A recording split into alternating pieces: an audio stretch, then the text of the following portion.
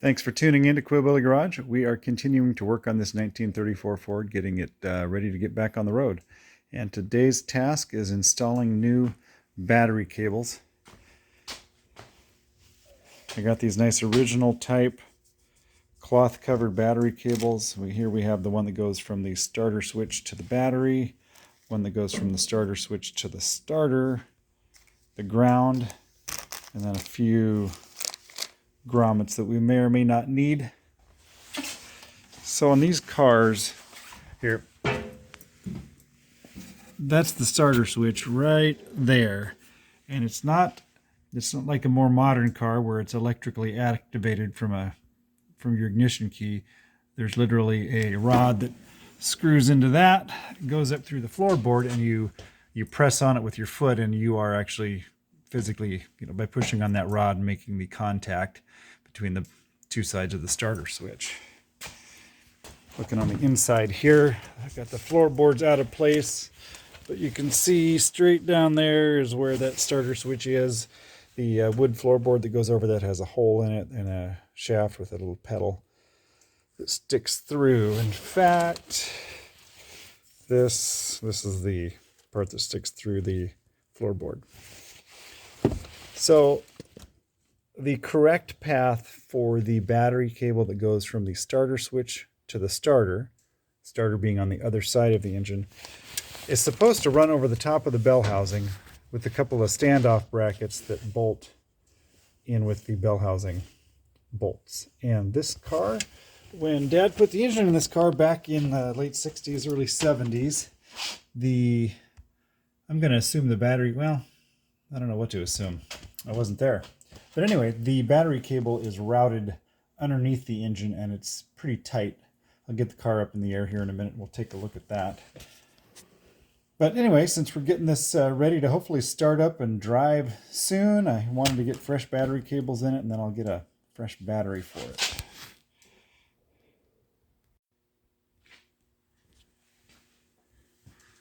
All right, so now from under the car, I'll get our bearings here. You're looking up here, that's the bottom side of the steering box. And on top of that, you're looking at the back side of the starter switch. This is where the battery cable attaches. That is the cable that connects the starter to the battery, to the starter switch. The one that should be routed up over top the bell housing, but this one's been routed underneath, and it's a pretty tight fit. And then comes up there, right there next to the exhaust. I mentioned there's a couple of standoff clamps that hold it away from the bell housing. That is one of those clamps hanging there. The second one is missing. I tried to order some online, but they were out of stock. So we will make do with what we have. Also under here, the other side of the starter switch has this battery cable that then goes through the frame, and that's the one that hooks up to the battery. The negative side of the battery, because these are a positive ground system. We'll get another view here from the driver's side, so you see where we are. There's the steering arm coming out.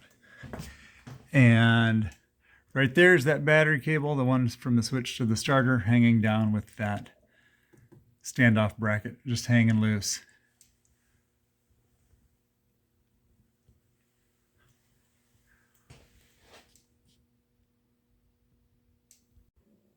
Got the cable off from the switch to the starter and pulled off the one remaining standoff bracket that was just hanging there.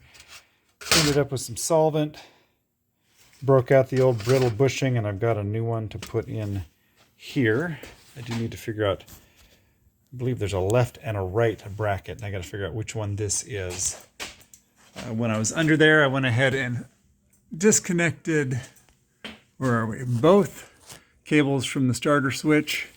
Here is the one that goes to the battery, and sandwiched in there with it were a couple of other connections for to the wiring harness. They go to the hot side of the starter switch, so the ignition on side.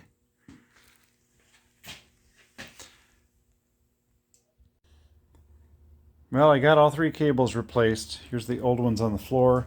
As you can see, only one of them, this one here, is an original cable with the cloth braiding on it. And I'll try to show you a couple things that I learned. Looking at the bottom side of the switch, for a simple car, boy, it's hard to get things together sometimes. Pretty tight up in there to get the nut on. On this one, the nut is tight. The cable is tight to the stud, but the whole thing wiggles. So I don't know if that's going to work or not, if I need to get a new switch or if the switches are rebuildable. Or maybe it'll be just fine since your foot pushing on that rod is the plunger. So maybe it'll still make contact just fine, but I'm a little bit concerned about that. Then over here on the starter side, again, the old cable was running tight right under the oil pan. And now the new one run properly. I'll lower the car in a minute and show you what I did there. Get your bearings here. We're looking at where the X member of the frame starts. Battery cable goes through here. There was a bracket back in there with no grommet, but I had purchased a grommet and stuck it in there to protect the cable. And then on this side, the ground cable that was on the car was bolted to, well, let's see. It was bolted right there to one of the bell housing bolts to the engine. But the correct place, as I understand it, is to the one of the bolts that holds the U-joint clamshell on. So first I pulled off one of that nut that you can see there, but there wasn't enough room to get the cable on it, so I'm assuming that is not correct. So I pulled off one of the vertical mount bolts that mounts it to the frame, and so that's where I put the correct braided ground cable. Also had to add a through the frame grommet there. Unfortunately, while down here, I noticed that the master cylinder is leaking brake fluid, so we might have to, when we get back to the brakes, replace the master cylinder before moving forward with that. So I will lower the car and show you what it looks like from inside.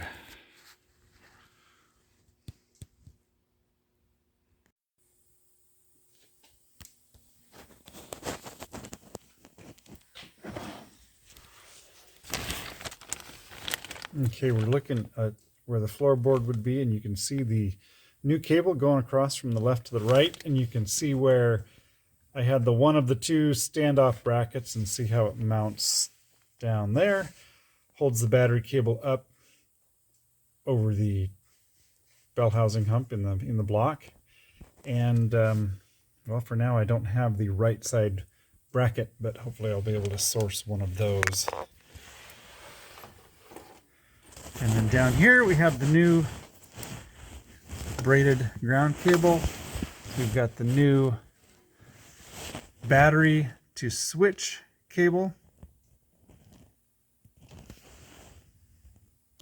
And this is where I decided to mount the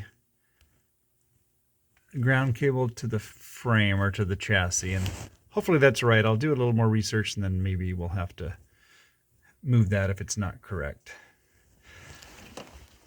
I can't help but think of my dad when I'm working on this car. This was his car, and some of the bolts that I'm undoing, he would have been the last person that undid them when he put the engine in the car, and that was probably 55 or more years ago that he did that. So thank you for watching my channel. I hope you're enjoying this series of 1934 Ford Resurrection. And I hope you'll tune into more episodes of Quillbilly Garage as I get them out there. Thank you.